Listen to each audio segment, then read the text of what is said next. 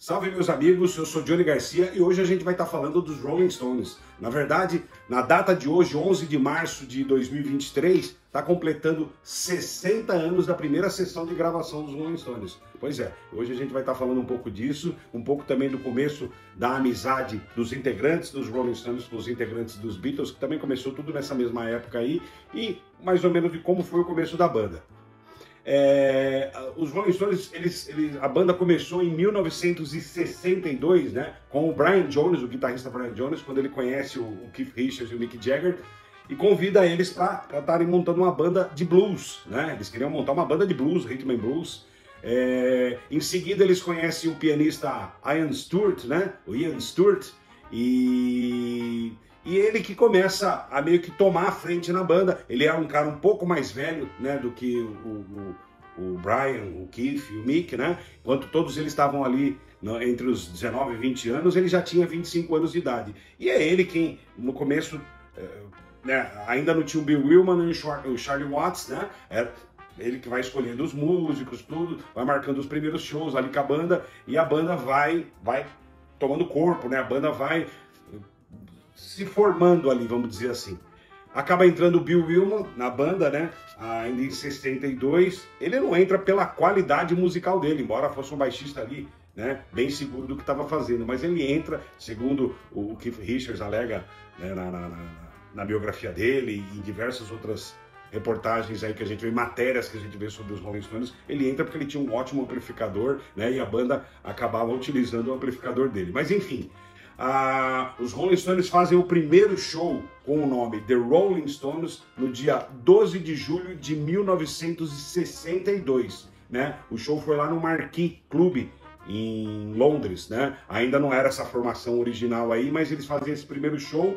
Em janeiro de 1963, o Charlie Watts entra para a banda, e aí a banda tem aquela formação clássica, pelo menos a primeira formação, que não era um quinteto, né? Como eu disse, tinha aí o pianista, né? A primeira formação clássica dos Rolling Stones é o Mick Jagger no vocal, o Brian Jones e o Keith Richards nas guitarras, Bill Wyman no baixo, Charlie Watts na bateria, né, que acaba entrando para a banda nessa época, em janeiro de 1963, ele entra de forma definitiva, e o Ian Stewart, né, no piano, né, que, como eu disse, é um cara, ele entra para a banda, as primeiras fotos da banda sempre tá lá o sexteto, né, ele aparece, só que por ele ser mais velho, né, não ter aquele, vamos dizer assim, aquele sex appeal que os demais integrantes tinham, né, quando a banda passa a ser empresariada, tudo, eles vão meio que tirando ele de lado, não da banda necessariamente, ele sempre participou dos discos, mas ele não aparece mais nas fotos, ou seja, ele não é um integrante oficial, né? Ele não era um integrante oficial, mas ele fazia parte da banda, assim, dos valores que entravam, tudo, tinha a cota dele até o fim da vida dele, né? Ele sempre recebeu a parte dele. E ele não só tocou nos Rolling Stones, como tem gravações clássicas com outras bandas com a participação dele. Vou dar de exemplo aí a Rock and Roll do Led Zeppelin, né? Aquele pianinho lá martelado lá de fundo lá que você escuta, é o Ian Stewart, né, tocando com eles. Tem também no Physical Graffiti aquela Bug With Stu, que é uma música também feita com ele. Os Yardbirds também tem a Drink Muddy Waters, que é o Ian, né, tocando o piano. Mas enfim, ele que acaba no começo escolhendo Charlie Watts, tudo, ele que acaba meio que tendo esse papel de ajudar o Brian Jones, o Mick e o Keith montarem a banda.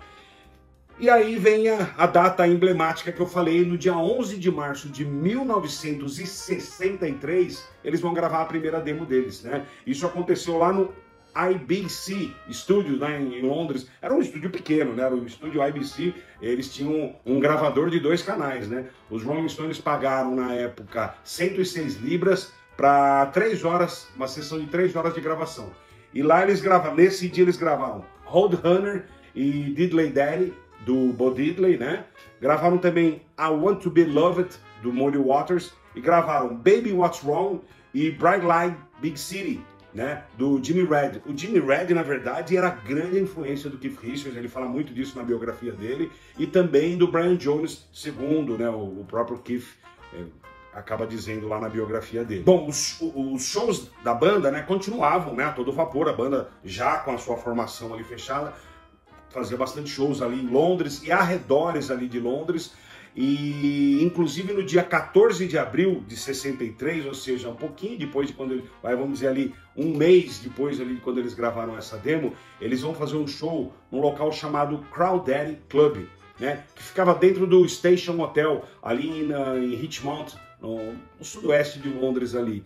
Eles faziam muitos shows aí no Crawdaddy Club, e o Crawdaddy Club foi um lugar muito importante para eles. Primeiro, né, nessa data de 14 de abril, quando eles vão tocar lá no Crawdaddy Club, e eles já estavam começando lá, né, os shows dos Rolling Stones já era algo que enchia, né, a galera, eles já estavam se causando uma febre ali, claro que não em proporções como os Beatles, tudo, a banda ainda estava no começo, mas eles quando eles estavam ali no palco do Crawdaddy Club, tem até algumas fotos aí que eu vou estar postando aí, eles perceberam meio que um movimento ali, né? Eles estavam ali em cima do palco, o show rolando, já eles perceberam um movimento, e eles percebem ali que chegou 4 caras, todos eles vestidos, né? Os 4 iguais ali, todos eles de sobretudo de couro, e eles perceberam um certo movimento ali, e esses 4 caras eram ninguém menos do que o John Lennon, o Paul McCartney, o George Harrison e o Ringo Starr, que acabou conhecendo eles através daquela revista Melody Maker, que estava já falando, né, desses shows aí dos Rolling Stones, e eles, pô, quem são esses caras? Vamos conhecer, né? Vamos ver quem é. E aí eles acabaram indo lá justamente para conhecer quem que era essa banda que estava tocando blues e rhythm and blues, né? E então eles ficam lá até o fim do show, aí eles se juntam, né, as duas bandas, né? E eles vão lá pro apartamento, eles vão terminar o resto da noite lá né, tomando talvez umas saideiras, né? Lá naquele apartamento onde morava o Mick, o Keith e o Brian, né? Aliás, qualquer dia eu vou fazer um vídeo só falando desse período aí. Esse apartamento que ficava no número 102 da rua Edith Grove, né? Lá em Londres, lá. E tem histórias maluquíssimas aí desse período aí. Então, lá nessa noite, né? Eles ficam lá a madrugada toda, a noite toda lá, tomando umas. E os Stones mostram essa demo, né? O John, o Paul, o pessoal, eles escutam essa demo aí, né? Dos Stones, assim como eles escutam diversos outros discos de blues que eles tinham lá, que o Brian Jones vai mostrando para eles. Os Beatles, embora eles conhecessem muito de rock, eles não eram assim tão apegados ao blues, né? E o John Lennon fica impressionado com os discos lá. E ali nasce a grande amizade que durou décadas, dura até hoje, se for olhar, né, pelo menos, vamos dizer assim, com os integrantes vivos, né, a grande amizade entre os integrantes dos Stones e os integrantes dos Beatles. Tanto é que quando eles vão embora, lá pelas 4 da manhã, já estava, né, essa amizade ali, eles já estava rolando essa brodagem, e vamos dizer assim, eles acabam, né, o John, o George, principalmente, eles acabam falando, legal, gostei da banda, e vamos, né, na medida do possível, a gente vai tentar ajudar vocês. E isso de fato aconteceu, né? Essa ajuda, ela existiu. O George, existem entrevistas do George na época, falando desse show dos Rolling Stones aí no Crawdaddy Club, onde ele fala que a banda tinha uma consistência, um peso ali no palco que era marcante, né?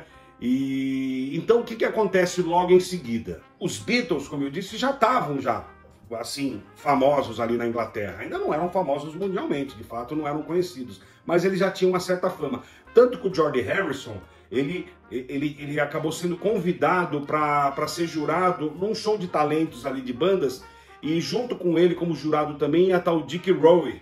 Dick Rowe era o presidente daquela gravadora Decca, né? Que foi a gravadora que acabou recusando os Beatles no ano anterior, né? Quando o Brian Epstein vai lá, né, apresentar a banda, eles fazem um teste e tudo, foi a gravadora que recusou os Beatles, né, falando que bandas com guitarras não iam fazer sucesso, e aí os Beatles acabam fechando o contrato com a EMI Odeon.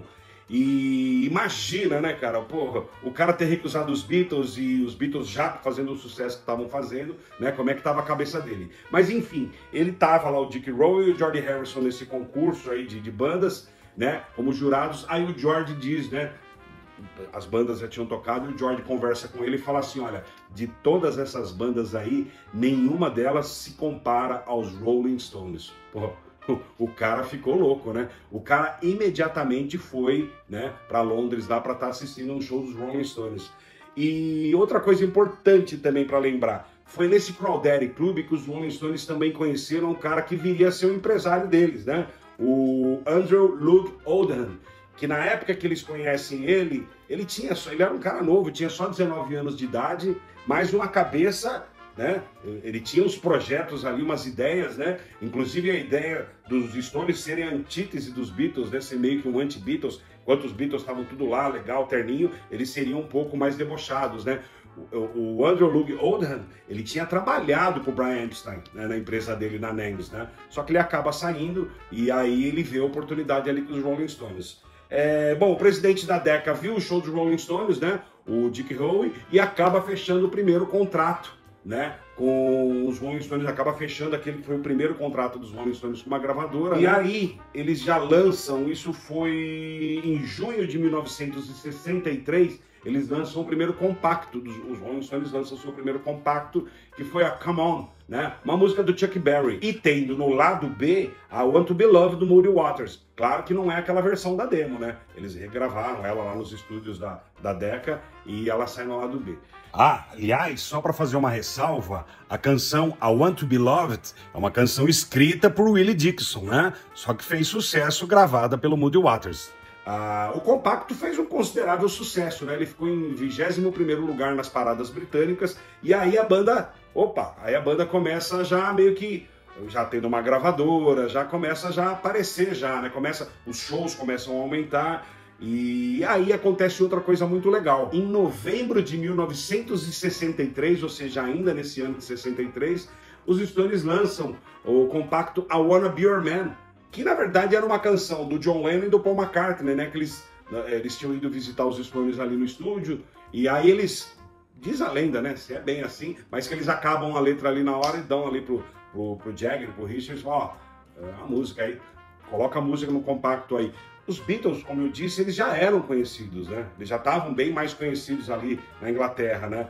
E isso foi muito legal, porque eles lançam esse compacto, a versão de I Wanna Be Your Man dos Rolling Stones, e de novo, eles têm uma vendagem muito boa, novamente eles são bem colocados, eles ficam de novo em 21º lugar nas paradas, só que daí a banda já começa a virar meio que, né, os Beatles estavam ali no topo, mas eles já vão com tudo atrás, né, e então assim, se você for olhar, no começo dos Rolling Stones, a ajuda que veio dos Beatles foi fundamental, pelo menos aquela indicação do George para o presidente da Decca, né? Aquilo lá foi fatal para ele falar, pô, peraí, eu já perdi os Beatles, né? Vou conhecer esse tal desses Rolling Stones, né? E de fato, quando ele viu o show, ele fechou o contrato na hora, porque o show dos Rolling Stones era um showzaço mesmo. E depois, embora eles tivessem lançado a Come On, que fez um determinado sucesso, quando eles lançam a Wanna Be Your Man, é uma música que já tinha aquele selo Lennon e McCartney, né? Que significava muito naquele ano de 1963. Isso foi um trampolim para em seguida os Rolling Stones, eles têm uma ascendência, eles começarem a subir cada vez mais. E, meus amigos, o resto todo mundo já sabe como é que foi a história, né? Continua até os dias de hoje e vamos esperar que ainda leve ainda muitos anos. Aliás, né? A gravação do novo álbum dos Rolling Stones, como todos sabem, já está confirmada a presença do Paul McCartney, né? Andaram falando aí que o Ringo talvez, o Ringo também ia participar, não teve nenhuma confirmação. Mas a participação do Paul McCartney foi confirmada, né? Porta-voz dos Rolling Stones, todo mundo já confirmou que isso aí é fato, que ele já gravou a linha de baixo numa música, né?